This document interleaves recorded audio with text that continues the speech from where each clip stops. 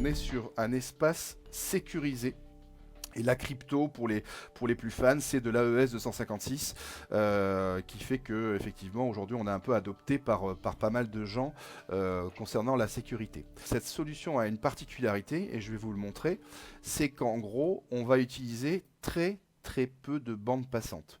La plupart des logiciels qui utilisent donc des systèmes avec des webcams, avec toutes les fonctions que je vais vous présenter, en général elles utilisent à peu près 3 à 4 fois plus de bandes passantes que la bande passante que je suis en train de vous montrer actuellement. La sécurité des échanges. Donc ça c'est un point qui est important, et pour ce faire, ce que je vous propose, c'est qu'on va faire un tableau blanc pour vous l'expliquer. Le concept, c'est quoi ?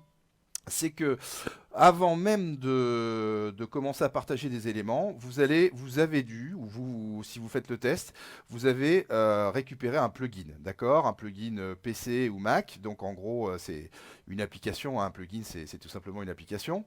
Et en gros, comme vous pouvez le voir là, toutes les personnes qui vont vouloir se connecter vont pouvoir se mettre...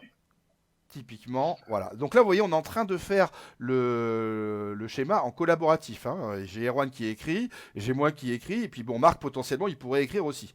Tu nous fais le flux, peut-être, Marc, à la limite. Donc le concept, c'est quand on jette donc un document, de l'audio, de la vidéo, d'accord, dans l'application, ce qui se passe, c'est que l'application, elle a un petit module qui va permettre d'encrypter, donc en gros, avant même que l'information parte, on va encrypter l'information. Donc dans un algorithme de crypto. Alors vous voyez, je suis avec une souris, donc c'est un peu compliqué. Donc là, si c'est compliqué, je peux faire une zone de texte. Voilà, merci Erwan. Vous voyez, c'est l'avantage de travailler en collaboratif, c'est que j'ai pas forcément besoin d'aide là-dessus. Ok. Et puis par exemple, tu peux nous faire le flux, peut-être, Marc?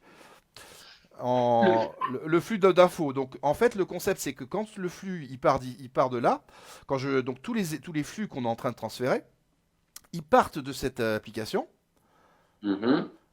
Donc vas-y. Ah, pardon, on va le faire aussi le rouge. Voilà, exactement. Il part là, voilà, et en fait ils arrivent sur nos serveurs, mais ces serveurs-là ne sont pas des serveurs où l'information s'arrête. C'est-à-dire que quand l'information arrive sur nos serveurs, elle va continuer à être dispatchée sur l'ensemble des utilisateurs, d'accord? Donc ce sont des serveurs temps réel, voilà, ça c'est la technologie des jeux vidéo. C'est-à-dire qu'en fait, ces serveurs ne stockent pas l'information, ils vont faire en sorte de la diffuser et surtout d'adapter le flux en fonction de la qualité de bande passante de chacun. Quand le flux arrive, ici, cette donnée, elle est décryptée, décompressée et elle apparaît ici, d'accord? Ok, ouais. D'accord? Donc, le concept par rapport à ça, c'est que on va pouvoir, grâce à ça, pouvoir partager n'importe quel type de document de manière importante et relativement fluide en termes de partage.